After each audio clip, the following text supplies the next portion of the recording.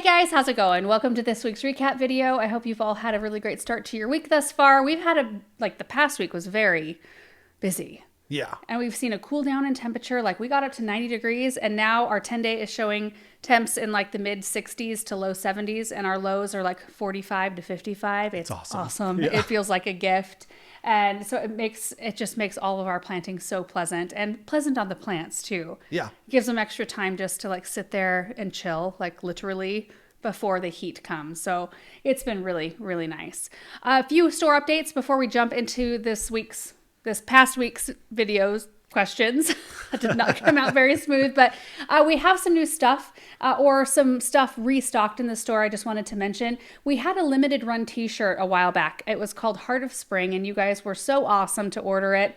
It's a really sweet design, like with a greenhouse and a gal watering plants and a couple cats. And I did mention when we released that in the beginning that the sizes were not true, like to order one size larger than you normally order. So like if I order a medium normally, I would order a large, but I don't know that like that advice was heeded. Anyway, so there were a lot more returns on that item than normal. We have that t-shirt back in stock, but we have it in different sizing. It's unisex sizing, so it should be normal. Like you should be able to order your normal size and get what you expect. I hate that things are not standard. I know. It really is a pain in the butt. I hate that you can go to the store and like I could fit in a range of jeans sizes, like 5 different sizes. Sure. Depends on the brand. Yeah. That is so frustrating to me. Anyway, I'm sorry about that whole kerfuffle, t-shirt kerfuffle.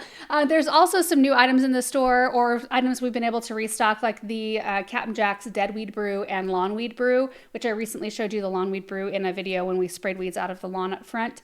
And then hose end sprayers. There's several other things, or hose end timers. That's what I meant to say. Oh, all the proven winners, water soluble, and then the, what do you call that? Continuous release. Yeah, the continuous release is back in stock. That was like hard to get in for some reason. Mm-hmm. So that's it, store-related news items. So let's jump into the first video, which was planting lamium, annuals, and blue spruce trees, plus a pond update with Greg from Aquascape. Yeah, that was a busy day. So I planted lamium underneath the red point maples on the west side because, Erin, you were telling me I had ordered surefire begonias, which I'm actually thankful this all worked out the way it did. And you were telling me, this might be your last year to dig holes. Do you agree? Yeah. There were a few holes that were super easy to dig. And I thought, I maybe could have done it, but then next year, who knows? I think that was it. It was like this, you can do it this year. Yeah. But next year you're going to start to have like some major issues. And also you planted a lot less holes than you would have normally done if you were planting annuals. So I didn't run into as many roots probably as there are in that area. So I planted the pink Chablis lamium, which I had ordered to plant underneath the golden rain tree. But since we were able to transplant a bunch of ours from a different part of the garden, and then our friend Beth brought over a whole bunch more to go under there, we had that spot covered. And then we've got this other area that we really need some like shade sun annuals, but I didn't really plan on it and I didn't order them. So it worked out. Like the lamium got shifted to the red points. The surefire begonias will go to this other area. Lamium under the golden rain tree is covered. I love it. We also took all the blue spruce trees out of the large containers that we had along the east fence line, and I planted those all out in the dirt lands. And those are so cute.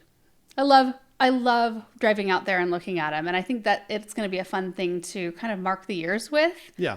Watching those little ones grow. And then this didn't happen in the same day. And I think I mentioned that, but like it was the night before or 2 nights before. Anyway, Greg Whitstock from Aquascape, he came up to check out the pond, look at our string algae issue. He spent a bunch of time in the pond. We actually, as a group, like our family and Greg were all in the pond getting algae out, and the kids love to do that. It's actually kind of therapeutic. I will say, Greg has not abandoned us with algae thing. Like he's all up in our business. He wants to make it, he wants us to have a good experience. And I think we are just having like a super abnormal experience with algae, to where he's like probably like of all ponds. Of all the ponds to have this huge... Well, he knows, like, he wants everybody to see ponds that are like... I mean, he talks about, like, living the aquascape lifestyle and stuff. And I don't think that includes algae. And he doesn't want to promote that as, like, a thing. Right. So, yeah, of all ponds to have an issue, he's like, Argh. Yeah. But he's not, he's not abandoning us. He's like doing everything he can to try to make our experiences like good as possible, given the fact that we're having such an algae issue. So there's lots of different factors at play as well. He said the phosphorus content in our rocks is probably really high from where they were mined or where the quarry is. And so that can lead to string algae. Also, our whole pond and dream stream are in full sun. There's nothing we can do about that. And I've seen, and it might even be in the questions here, people saying, well, maybe you could put up like a sun sail or a sail shade or something. I don't even know. So big. Well, it's so big and our wind is so fierce. It would be a nightmare to try to keep that down. Yeah. So that's really not an option. And I can't remember what else. Oh, we thought it could be fertilizer or mulch from us. I don't think so. We don't think so anymore. We've been super duper careful, like super careful around the pond. And I just don't see that that's a thing. And we're not feeding our koi either. I mean, koi eat the string out. We got lame koi. They don't barely eat the string algae. They're supposed to. Yeah. That is a food source for them. And if you feed them even like little treats, that can, those are nutrient dense and those can create a string algae problem as well. So we're not feeding them. The other thing that people need to keep in mind is that like you can clean up an algae issue. Greg sells algicide, you know, but we're trying to go the organic route. So I guess that's like a thing to keep in mind. I wonder if it's like using beneficial bugs in your garden. Like, I'll give it 2 years, and then after that, I mean, I think you should give it to the 3rd year to see because that's what other people who have no connection with Greg have said the same thing to us. So I tend to want to just like give it to the 3rd year. And then everybody says like, you'll get a little bit of algae here and there, but by and large, it's not like the 1st year. Right. So, and I think it's good to go the organic approach if you can. Well, yeah. And we, like with the beneficial bugs, we give it its time, you know. Yeah. And I think, you know, everybody, I don't know, the way I kind of look at it is like, try the least invasive thing first. And if you can solve your issue with it, you know, great. If you can't, you can always move your way up, you know, like with our spider mite issue, like we're kind of moving up the list a little bit. And, you know, we're still using organic approaches as well. We've moved past the beneficials. Oh, yeah. Yeah. But yeah, so it's just everybody has their own path. Yep. Okay, so questions. TW69 said, looking up tilapia and they seem to be quite invasive fish and not supposed to be kept with other fish. Are you concerned with your beautiful koi fish being harmed? No, I'm not. There's, I think, a dozen tilapia in there. And you can fish them out if it becomes we an have issue. to fish them out at the end of the season anyway because they can't take our cold winters. So we can either eat them, which we do eat tilapia from time to time, or we can set up like that great big bowl. I don't know how they would do in our greenhouse. Yeah. In a great big bowl, but they could be in a warmer environment and thrive. Phillips said, do you just leave the tilapia in there forever? Okay, just answered that. Tasha's Tattoo said, using that Super Tunia Bordeaux bed. Oh, as an example, I did plant annuals and I planted Super Tunia Bordeaux in the south garden at the end of the loop. Oh, it's going to be so pretty. What has been done there for weed control in the spring? Is it a stirrup hoe, a weed treatment? We use is a stirrup hoe the same thing as a hula hoe? Because that's what we use. Yeah. I hand pull weeds. Bethany and Paul use a hula hoe. So hula hoe is definitely easier, but I like cleaning the weeds up as I go. I don't like to see them on the top of the soil surface. So out there though, the weeds aren't terrible. No, they really aren't. Where we've mulched and everything. We still get some weeds. Yeah. But they're not, it's not like other areas of our property. We've got some areas that are just like bad. Dirt lands. It's like, whew. Yeah, we haven't used any sprays or any pre-emerge or anything like that in our flower beds. It's all just done by hand. Gus Vote said, are there any plants in the ground that aren't on drip? I don't think so. I don't think we've got any patches that... No, everything here requires some amount of water. Yeah. Lana said, fun video. Question, are you still using land and sea compost? If not, why? Yes, we are. I used to use it like in every single planting hole. I use it when we plant, like if we are missing soil, you know, like when we aug a hole in the grass, like we just did in the back lawn. You lose a lot of that soil. You can't get it all back to the hole. So if we need extra, I'll use it. I use it to top dress every single vegetable crop that we plant. So all our raised beds, potatoes and onions and things like that. Sweet Mommy of 5763 said, wouldn't plants in the pond be booming with that much algae, as Greg said was fertilizer? Or does it have to break down to give the plants the nutrients? Just curious, as I don't have a pond. Thanks, Laura and Aaron, for sharing your incredible garden life. I would assume it need to break down a little bit. I mean, if it's a living plant inside the pond, it is sucking up nutrients. It's not like giving any nutrients. So it would need to be like a composted sort of situation, I think, in order to give nutrients to something else. Gabby Burley said, wondering what's been decided about the huge tree stump and whether it will need to be lifted away from the water and whether Greg thought that could be causing some of the brownish pond water. It could be causing the tannins in the water, which I guess are good for the fish. And maybe until we get shade. I know that you don't like the tannins in the water. I mean, I don't love the tannins either, but it could be any piece of wood, though. We've got lots of wood in there. I think it's that one, and I'm totally fine getting rid of that one and replacing it with a rock. I would be fine getting rid of that one as well, but we also have that big branch that we cut off the tree down on the hill, and that's like in the water, and that's more fresh. Oh, yeah, it could be that one too. Well, I think what will probably happen is it'll probably stay until the next cleaning. Yeah. It'll probably be next spring. We'll we'll get a rock maybe sometime this fall or winter time. Like we'll go out and have the rock ready to go. And then when Chris comes out to clean the pond next year, we'll drain it, take it out. How do we, do we have to have like a crane? Probably a crane, yeah. Drop it in? Oh. I know some people that have cranes. It just depends on how much weight and how far out. Oh. Like Jared's got one. Oh, who do you know that has a crane? House Warman said, we have bald cypress here in Louisiana. They grow knees like crazy, even in the grass. Not sure if that's what you want if you plan to swim in the pond. Also, will they grow through the pond liner? They seem confident that they will not grow through the pond liner, and that part of the pond is too shallow to swim. So, you can wade around in it. So that wouldn't be a problem with the knees. However, Ron at Idaho Oasis was telling me you need to pot those back up. Pot them up. You're going to want to have them potted. So I am planning to do that. Sandra said, I should know this, but do you make your own compost or order it? We order it. We do not make our own. We've talked about that several times. You've had some interest in setting up a compost area. I don't really have a huge amount of interest in doing that. I mean, that would just add an extra iron to the fire. And I just don't feel like I could. There's not enough interest on my end to make it worth making the time for it. Yeah. So we order it from people we know here in town. Lana said, do you think Aaron is standing somewhere inconspicuous watching? He's probably just saying, that's my Laura. While doing what? What was I doing? Oh, driving the John Deere. I drove the John Deere to go scoop up compost, and I'd never driven that John Deere before. Well, that day I was sick. Yeah, the day that you were doing that. Yeah. I was sick the day that Greg came too. Yeah, he knew that. We totally warned him 3 days in advance, 2 days in advance, 1 day in advance. Yeah. Told him well, you were sick when he was planning on coming, and I was like, Laura's in bed. And he was like, I think Greg was fine. He was like, I just want to get eyes on the pond, because he was going to go visit Ron anyway in Boise or Meridian. And so he was like, well, look, you guys don't even need to come out. I just want to get eyes on the pond. And, because he's trying to help with the algae thing. So since he was going to be here anyway, and, I took some, ibuprofen right before he came, and I was trying to. You were a trooper.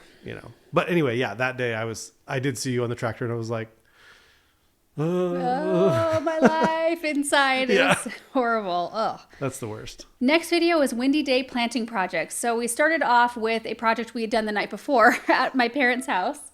Hi, baby. How you doing? Anyway, we planted a bunch of heucherellas that also came out of the pots where the blue spruces were, the big pots that used to be on our east fence line. So we planted those up, and I just got footage of that. My mom was cooking dinner. My dad and I were busting it, trying to get the project done so that we were done in time for dinner. And then we loaded up the gator. We had a bunch of chatalpas and some other things. Oh, I had a gator full of stuff. Yeah. That I wanted to get in the ground. And it was horribly windy. By the end of that, I was just beat. I was done. Wind just takes it out of you. It kind of feels like it beats you up all day long. Barbie said, hey guys. Hi guys. I'm a zone 4 or so. Some years zone 3, northern Minnesota. Oh, what if I just treated a chatalpa like an annual? Would it have enough time to grow and bloom for me? Even if I had to replant it every year, I just want to experience the smell that you keep mentioning. You could. They grow fast and furious in 1 year. It's almost worth it. What would a small chatalpa cost? I don't know. Like it depends on where you are. I would say $24.99. Yeah, that's I mean, if you just want to experience the smell, it's almost worth it. Just use it as a centerpiece in a container. Yeah. Oh, that would be a pretty centerpiece. That's totally a good idea. Yeah. Sue said, what did you have for dinner? I bet your mom was a great cook. Happy Mother's Day to you and your mom. She roasted some asparagus. We had chicken, some kind of chicken. I can't remember now. It was tasty. What else did she make? There was some potatoes. Oh, fried rice. She made fried rice. Yeah. It was really delicious and really nice after a day of work to not have to cook. I loved that. Deb said, hi, Laura. Love your videos. Thank you. Question, can bearded iris be planted in semi-shade? And also, can you cut them for a vase arrangement inside? Yes, they can be planted in semi-shade. They do like full sun, but I have a huge patch, a couple huge patches in the back of our Dreamstream area, and they are in shade for most of the day, and they bloom beautifully. They're in bloom right now. They're pure white, and they're gorgeous.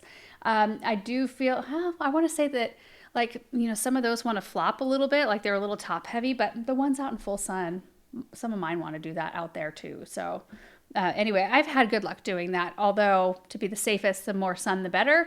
And yes, you can cut them for an arrangement inside. Nurse Lucy said, what's the new editor's name again? He's so funny. It's Taylor.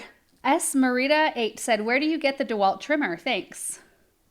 The DeWalt trimmer. Oh, I think I used the pruners, the hand pruners. You can get those kind of everywhere. Yeah. Amazon, Home Depot, Lowe's. Yeah. We should carry it. We should. Jag Meets Man said, where can I buy extra large concrete pots? Well, the ones that we have came from Unique Stone. And I think Unique Stone and Henry Studio, those are the ones I have the most experience with, have some really large containers. And they've got a retailer locator, I think both of them do, on their websites. You can type in your zip code and figure out who carries their stuff closest to you. And then oftentimes you can do like a special order or tack on to one of their current orders to, you know, bring them in. You might have to wait a little while. And then my parents have just been recently, they ordered some things through Athens Concrete. I think they're going to put in another order here soon. And I'm going to take a look because they've got some different things that I'm used to. But I think they've got some large containers as well. Sanella said, isn't that spot by your neighbor's trees the coldest spot on your property? Would the Catalpa survive the winter there? It should. That I planted one sort of by the side gate there, and it should survive. Katie said, love watching and learning so much from you every day. Wondering why you fill your planting hole with water first on some plants and not all. How do you decide which ones? Thanks for the inspiration. We usually do on anything that's like bigger or anything that's stressed or anything that's like an extra dry root ball. Some of that is how much moisture content you see in the soil. You know, if you're digging a hole and it seems fairly moist, and if the plant was just watered, you know, you kind of just use your best judgment on like, is this important, you know, or can I just move on? Yeah. I feel like in most cases when I even think about it, it's because I want the soil to settle in around the root ball, like on the big stuff that we plant. When it's kind of hard to get in there sometimes or see what's going on down in there, if you add some water, that kind of helps everything settle down a little bit. Mountain Sage Garden said, why do you not hang hummingbird feeders? It's why, exclamation points. Do you not hang hummingbird feeders? I have 2 that I'm looking at right here. We haven't hung them out yet. We had tons of hummingbirds last year and I didn't have feeders up. I should probably put feeders up this year. We haven't seen any yet. We just now are starting to see swallowtail butterflies flying around. Chafra Jafra said, have your neighbors seen you and Aaron record and wonder what you're doing, or do they already know? The heucheras look beautiful in your mom and dad's garden. I think they already know. Yeah. Our neighbors that are, everybody that are directly around us know what we do for a living. And we try to be super respectful of their privacy and like the angles that I'm shooting, you know, videos from. I'm super mindful of that because I would hope somebody would be mindful of that for me. You know, we were here first of all but one of our neighbors at this point. Yeah. Everybody has like moved or changed hands or came in after we were here. Yeah. So we didn't just like move in and then bust out our cameras, you know, around everyone. Yeah. Everybody that like built a house or, you know, moved in, it's like we were here first. Right. Except for one neighbor. But they sold us some land. They were friends with them. Yeah. Okay, next video is planting a bunch of annuals in containers and in the ground, plus corn and sunflowers. I think I did trying to remember, you guys, it's been a flurry of projects the last little bit.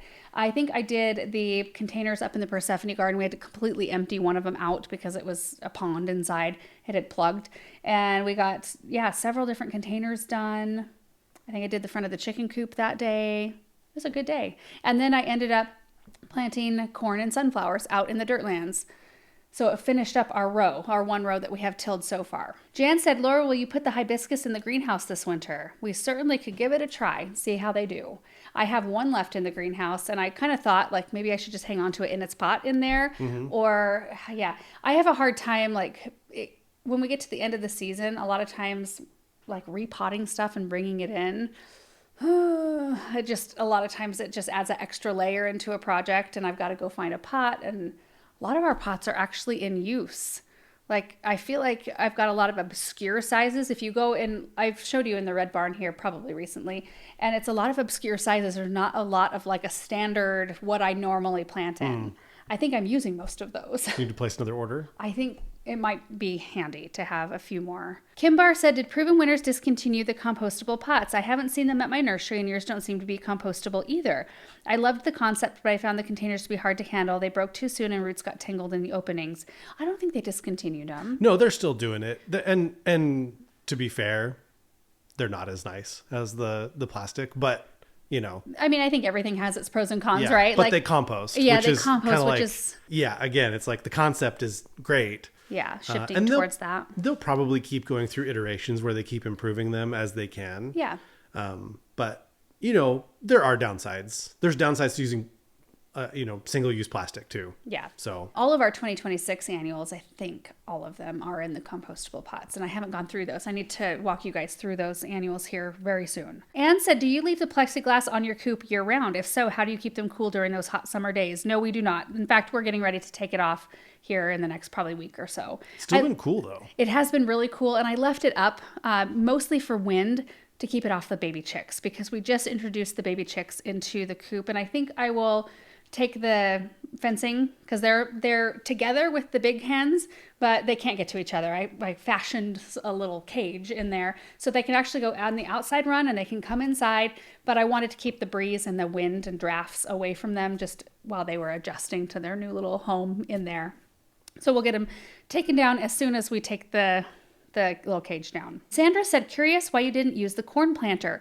I thought about it, but then the soil wasn't fluffy enough because, we pre-tilled that whole row. I had already planted onions and potatoes and ranunculus, which are all coming up beautifully, even more so than they were when I showed you in that video.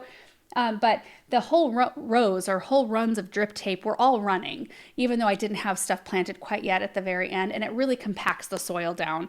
And so if I tried to push a seeder through that, I don't think the seed would actually get down far enough. And it was so full of chunks. Like Aaron went through that with the tiller twice, and there's so many hard chunks of soil in there. When I went through with I used the wing weeder to make myself little burrows, I had a hard time. Like it was getting snagged on big hard rocks and clumps of soil in there. So I don't think the planter would have worked. Rosita said, everything is looking so lush. Do you ever make elderflower cordial or elderflower champagne? It's a lovely summer drink. I've never tried either of those, but that would be fun. Brenda of Niagara, Canada said, how often do you need to clean the coop? We run through it about once a week. It's not a huge job just because the chickens we don't have a whole bunch of them. When the 5 get bigger and we've got 7 hens in there, it'll be a little bit of a different story. But I go in there twice a day. I go check their water and their food twice a day, morning and night. And we'll give them little treats and that sort of thing. I recently had to shoo my hens, the 2 adults, back into the coop and keep them in there for a while, because right after I got done planting the flower bed right in front. Now, they hadn't been messing with any of my plants anywhere else, but that lemon coral sedum in front of their coop, it's like catnip for chickens. They immediately got on top of it and started just destroying the sedum. So until they can behave themselves, or until we're out there, we let them out in free range when we are sitting out on the brick patio in the evenings, which we do almost every single night. And as long as I can keep eyes on them, they can be out. So they can have their little free range time, and then they have to stay in there and run the rest of the day. Naughty. Darlene said, question for you. If I'm unable to find the bubble gum, what would you compare to it? I'm hoping to find the bubble gum. It's very, very popular here in Southern Ontario, Canada. I love this combination of flowers. What's similar to bubble gum? In vigor or color? Well, in vigor, any of the vistas. So you could do like Vista Fuchsia, Vista Paradise, Vista Jazzberry. They're very similar in growth, rate. The Mini Vista plum veined is beautiful, and it's got a smaller flower, but it's got really good landscape presence, and it really is not as aggressive as bubblegum, but really nice. Yeah. And it's more on that lighter pink side of things. That's hard to beat, honestly. Yeah. Vista Snowdrift is also, if you're okay with white. Yeah. Really nice. Yeah, that one it's like a shrub almost. Like it right. mounds up. It's crazy. Tamara Ray said, love your videos and I watch every day. Thank you for teaching us so much. Your garden where you planted the tomatoes. How do you keep the planting boxes so straight without warping? Just wondering if you've replaced them at some time. We've not replaced a single one in there. And while I would never do mitered corners on raised beds ever again, we had it's a 45s cut and they look beautiful in the beginning, but that they immediately want to start to warp. We have metal L brackets on the inside of the beds and that just keeps them together real nice. And it's redwood, which holds up really well. Redwood and cedar, both to water and all that. And I did line the sides with landscape fabric. I don't know how much that helps because moisture still gets through it. Sure. It just keeps soil away from it. But maybe keep some moisture away. It might. Yeah. And they're open down to the native soil down below them. It's just like the sides have landscape fabric. Ashley said, Laura, I'm just remembering the apple trees you were training on the arbor. Have I missed an update about those? I'm wondering how the experiment is going. So far, so good. We are still needing to shift the whole pathway over, but the apple trees were in full bloom right about the time when all the pathways were done in the formal flower garden. So I don't know if there's a great time after they're done blooming to get them shifted, but we need to do that at some point. But they're doing great. They had tons of blooms on them. In fact, I was just looking at my apple trees and I need to run out there. These are the bags. So we're going to bag the apples to keep the worms out. And you're supposed to do it when they're like 1/2 inch or 3/4 inch in diameter, which they're about that size now. So you go out there and just do that over all the apples and you can thin them at the time that you do this. And then the apples can form up inside these bags and then they're nice and clean. Some people like to spray, is it like kaolin or clay? It's some kind of a clay. And it puts a film over your apples. But then, I don't know how that is to wash, and I don't like the look of it at all. I just thought, you know what? I don't know if I'm going to like the look of this either. A bunch of bags up in my tree. But I would love to be able just to go out there, pick an apple, and then do one of these. Just open it up and take out your perfectly formed apple out of your mesh bag. I think it'll be fun. Lather and Lace said, one last question. It's a big day. How do you get hydrangeas to change colors? I know it has to do with acidity. I'd love to make them pinky blue. I have sandy soil here in Maryland, and I'm living close to the water. Mine are white currently. Most of the white ones are just they're just white. It depends on what you have. So if you've got an arborescens or a paniculata or an oak leaf type hydrangea, whatever color they bloom, that's the color they are. You can't change it. If you've got a macrophylla or a big leaf, is that a big leaf hydrangea? Yeah. Or a serrata, which is a mountain type hydrangea, those you can shift colors on. And the lower the pH, the more blue or purple they are, and higher pH, the more pink they are. So it depends on what kind you have. And what is it, Erin, that you give them for the acidity? I don't know why I can never remember the element. Oh, elemental sulfur. It's just elemental sulfur, the soil acidifier. Yeah. Yeah, that's what we use from Espoma. We don't typically grow macrophyllas or serratas because it's a fight to keep them healthy in our high pH soil. So we don't mess with it normally, but my parents have grown them before in their garden and have had them be blue. They have a couple pockets in their garden where it's just doesn't make any sense. But anyway. Okay, next video is planting annuals in my parents' pots and the pond berm and aerating the lawn. Oh, the pond berm. It's so beautiful.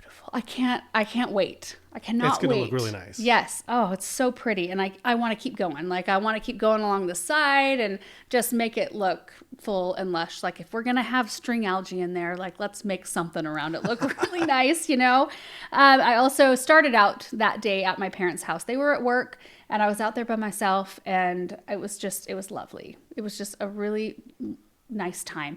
And I planted Supertunia Tiara Blue and then a couple of different types of Super Bells, the Coralina and the Tropical Sunrise.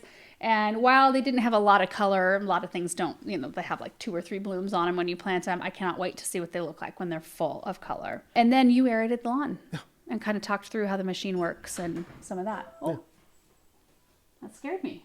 Hey, dude. M. Brown said, just curious, do your parents deal with spider mites, thrips, etc. as much as you do? Yes. Yeah, they do. Thrips, not as much. Spider mites, yes, for sure. we all kind of deal with them the same way. Melinda Flick said, I'm a giant fan of purple and blue too, with pops of pink. Are you thinking of more nice rows of lavender anywhere? I love a good fat and long row of lavender. It's so pretty. It is so pretty, and I would love that somewhere. I've toyed with the idea of doing that like to each boxwood in the formal flower garden. I think that would be just so pretty.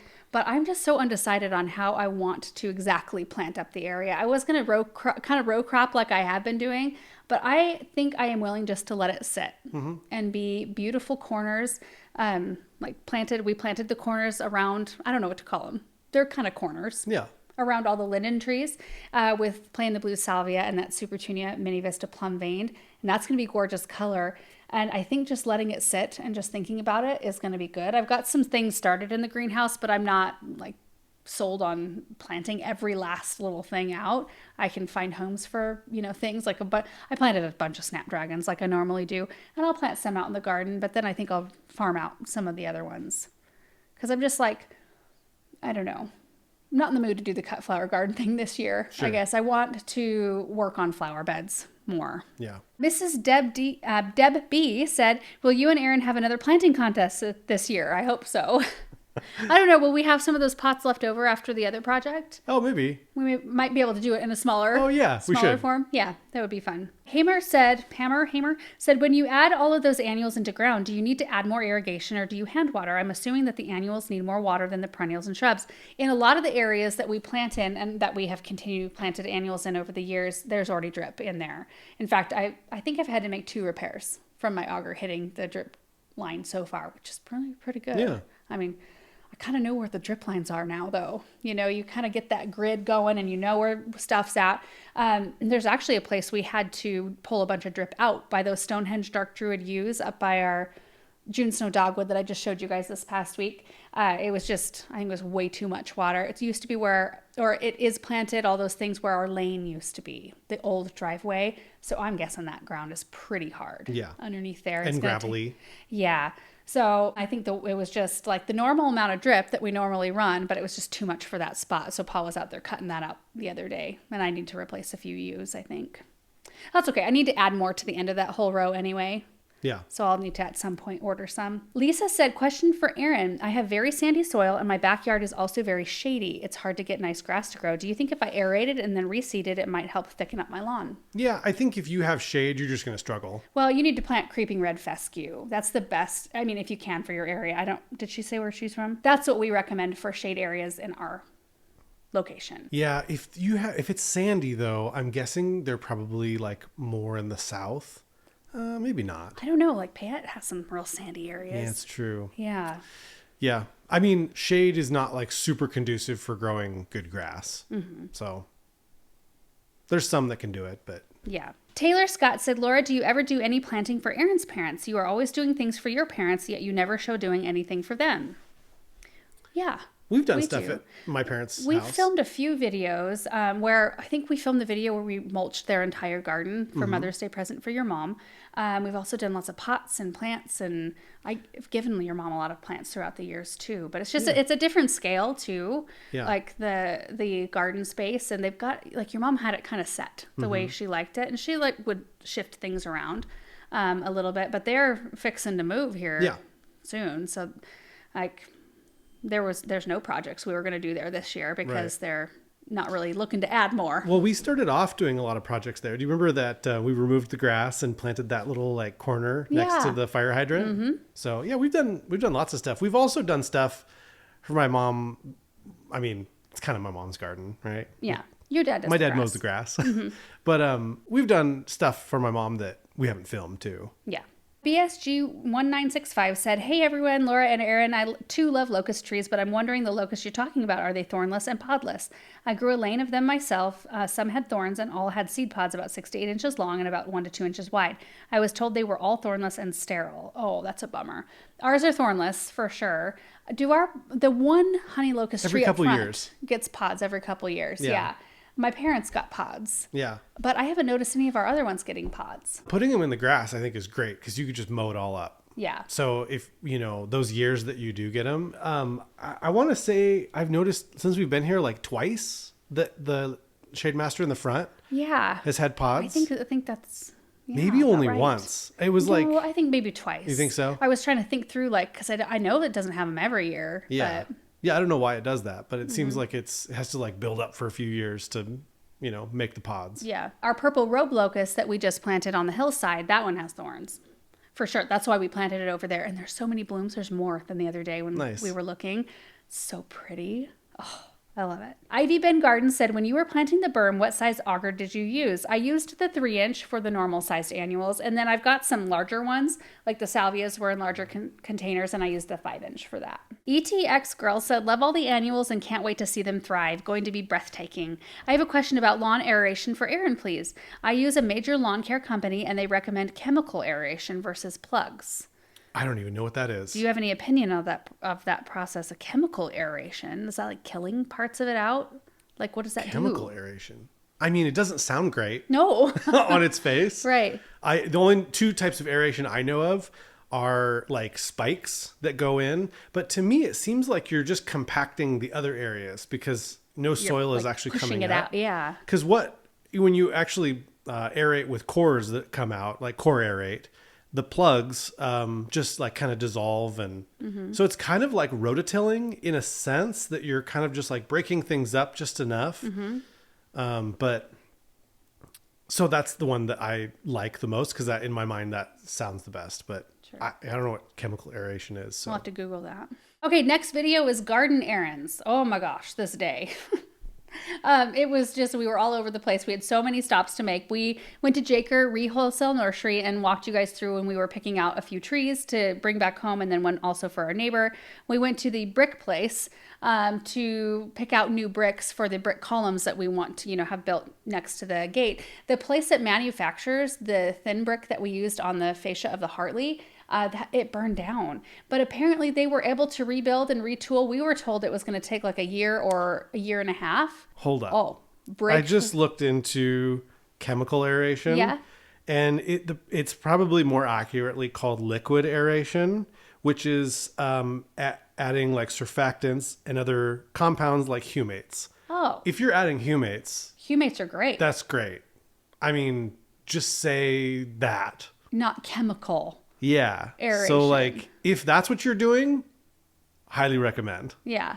If it's something else, then maybe not. Yeah. But yeah, so okay, sorry. Okay. Anyway, so we were told that the brick manufacturer was going to take like a year to a year and a half to rebuild and in order to start making their product again. So we thought, well, darn it, we don't want to wait that long for the brick pillars, so let's go pick out something similar. And we walked in and the guys were like, "Oh yeah, they were able to retool. Then they had a gas leak, but they got that fixed. So they're doing it. We've got them in stock." So it was like a 2-minute stop. That was the best stop of the day. It was easy. We did go to a couple other shops we didn't film. You got some. I got some. Well, we have pants? I was looking for pants. But you didn't get any? I didn't get any pants. No. Everything's too, like at the store I was at, were too long for me. I'm like a really short inseam. Can you get them tailored or? Yes, but pain in the butt. Yes. Anyway, we went to lunch. Where'd we go? Oh, we went and had pizza. Like fire oven. It was good. Yeah, it was good. And then we went to Idaho Oasis and we picked up the tilapia for the pond, and we also picked up some aquascape planting media for the tropical water lilies that have arrived. And I need to repot them. They're just floating in the pond right now. Sorry, the camera died there for a second. Hopefully it probably cut off something that was unimportant that I was saying. Anyway, I also bought a Zydeco Twist black gum or tupelo tree. So pretty. I need to find the perfect pot. See, that one, I don't have a pot that's an appropriate size. I need something a little bit larger. I really like to repot our citrus so they're not in like big black tubs. I'd like to have them in nicer containers, but they're so heavy though when you get nice containers. I know, that's the only, but they're heavy now. Like they're a pain and they're heavy to move no matter how you slice it. Can we just place it in like areas that you can get the tractor to? Yeah, that's what we need to do. Anyway, it was a great day, but when we get home, I always feel like I have no idea. I don't know if I captured anything in a good way or if it just seems like chaos. But then the next morning, Jaker actually delivered the trees like pronto. Yeah. And so I was able to walk you through and show you all the trees that we had picked out. So it ended up being great. We got all of our errands done. Shirley said, "I thought you just cleaned all the string algae out. Once it's gone, what will the tilapia eat?" I don't think that we'll have it slicked up to where the tilapia will be hungry. They might just grow slower, or I don't know. There's probably we'll plenty of cross stuff that there. bridge when we get to Yeah. it. Seems like it's way in the distance. Pamela said, Laura, are you still using cardboard as a base in your flower beds? How has it worked for you? We've used it only as a base for the planting beds in the dirtlands, and it's worked great. I highly recommend. We're going to keep doing it. So there's some areas that we haven't mulched yet, and Aaron's going to go in there and mow it down as far as he can. Then we'll just pop cardboard on top, kind of spray it down with water, and then compost goes on top of it.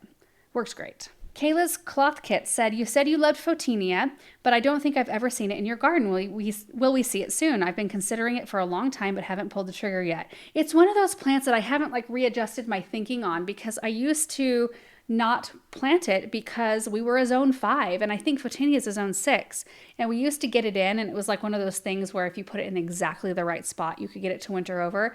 But I think it would do it now. I think that we haven't hit a zone 5 winter I think we hit a zone 5 winter, maybe it was 2016. So it's been a good, 9 years since we've hit that. Anyway, I love them because they're evergreen and they're beautiful. Maybe we need to put in a hedge of those somewhere, Erin. Great big broadleaf evergreen shrubs. Yeah. That'd be so pretty. Kathy said the excitement of all the new trees. How long has it been since Greg was there to help with the algae? It seems like it was just last week, so it's crazy how much you have now. I hope the new fish will feast hearty on it. I hope so too. We just pulled out what we could. I mean, it makes a little dent. Yeah. I mean, I got in there just we all did. Yesterday or the Paul, day before. You, me, Samantha, and Benjamin. We were all in there yesterday pulling stuff out. And there was a ton of it. Yeah. It's just like every day, just kind of like it's back. The hardest part with pulling algae, I mean, it is a little bit therapeutic. It's not a thing that I want to do necessarily, but when you're in the water and taking Make the best of it. Yeah, it's not the worst thing that could happen. But the worst part of pulling out the algae is when it sticks to the little rocks. Yes. Because it just pulls up all the little rocks, and you don't want to take rocks out of your pond, but you can hardly get the algae off the little rocks. Yeah. It's much easier when you're pulling string algae that has attached to larger rocks. But even then, you can pull up rocks like this big by string algae. It holds on so tight. Yeah. It's like the stuff that's billowing around in the water. You can gather that, but all the stuff that's attached, and it doesn't scrape off either. You have to power wash that stuff off. Yeah. Mm-hmm. Jess said, would the tree retailer let Aaron fly the drone so we could see how big their lot is? Yeah, they would. I just never take the drone. Next time we go, it won't be the last time we go to Jaker. Yeah. That would be fun. Major Kitty said, hey guys, I know it gets really windy in your area, but is there any way that you could put up a temporary sail type cover over your pond to produce more shade and reduce your algae? Yeah, I wish. Yeah, I don't think that would happen. Yeah. I mean, I remember one day that it wasn't even windy necessarily, but we do get those big, we call them dust devils that come through. They're like little mini tornadoes. And we were standing in the high tunnel when it was out in the dirtlands, and our annual grower was here, the one that grows all of our Proven Winners annuals for us. They were in there with us just chatting, and all of a sudden we see this thing flying through the air. It looked like the Wicked Witch of the West, flying through the air, and it was our neighbor's patio, distance away. The wind had lifted his entire, and it's a big, one of those big heavy umbrellas off of his deck. And it was just flying through the air, and it landed in one of our trees. Yeah. But it did look like a black caped creature. I looked for it because I saw it flying through the air, and I was like, where did it land? And then finally I just look up, and there it is in the tree. Yeah. Whew. I imagine that's what would happen in a second with a sail if we tried to put one over the pond, unfortunately. Hollis said, I order my David Austin roses directly from David Austin Roses online because no one in my area sells them. I also have a very tough time finding any Proven Winners perennials and shrubs. Is there an online company that will ship these to Central Oregon? Garden Crossings. How come I can't think of it? What's the other one that sells Proven Winners? It's got Proven Winners in the name. Direct? Yeah, Proven Winners Direct. My goodness, I was I can't remember the rest of it. Does Proven Winners not ship them out there? I think you should be able to, and it'll probably come from one of those places. Yeah. Just straight from their website, but that shouldn't be a problem. I don't think. You might even be able to find somebody in Oregon that's growing and shipping Proven Winners plants. Yeah. Oregon has so many growers. Yeah, a lot of them are not retail though. That's true. Yeah, a lot of them are wholesale. That's true. Amy Deed said, Happy Mother's Day. Question, I have creeping phlox that has grass growing in it. Did you mention a product that will only kill the grass? Sorry if I repeat question, but I really love the phlox and I'm nervous about spraying it. Yeah, there's a product that's called Over the Top. I mentioned it last week. Let's see. Bonide, over the top grass killer. It's called Grass Beater. Grass Beater 2. And then right beneath the title, Grass Beater, it says over the top grass killer, which means you can spray it over the top of a broadleaf to kill grass out from underneath. Tony said 2 questions. Do you also have to treat the new Proven Winners varieties of lilacs with a systemic? We do. We treat all of our lilacs with a systemic when they're done blooming. Otherwise, they will get borers at some point in their life. It's just a lilac thing. They like lilacs. Number 2, why do you have your cup taped? Oh, okay. So my son of a nutcracker cup, I was trying to twist the lid off. I was holding on to the handle and I was twisting the lid off of it and it was on so tight and I totally sheared the top part of the handle off. So I put some goop glue on it and then I taped. We happen to have blue duct tape. I don't know why we have that, but I thought, well, I gotta like create some force on this thing so that the glue will, stick. So anyway, I taped it and then that's where the tape has stayed. But the kids, this is what they got me for Mother's Day. So I have a new cup. I have no idea what brand it is. It's got an O right there. Oh. I like it because it has a metal straw. And my other straws tend to want to like bend in the dishwasher. So anyway, I was very happy with that gift. I'll still use my son of a nutcracker though when that one's dirty. Janice said, I've seen a couple of videos about killing weeds with a very strong vinegar, like 40% acidity vinegar. What are your thoughts on that? Have you ever tried it? The video said it could burn your skin. Ooh, boy. It's probably smelly. I've heard the same thing, but I've never tried it personally.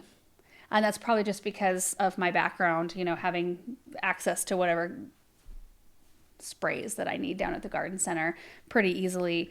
So I haven't tried that, but I mean, maybe some of you guys could speak to that because it seems to be a popular thing. Yeah. I'll bet what it does is like a top kill, but doesn't knocks it back. Yeah. Knocks it back, but doesn't take care of the roots. Yeah. Cause that's usually what happens with, like either organic sprays or more benign things.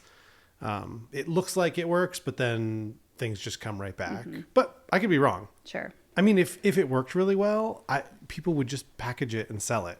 That's true. You know what I mean? Yeah, that's true. So, I don't know. How do you feel about the lawnweed brew? Do you think that's just knocking them back? No, I think that did really well. It does a really good job. Yeah.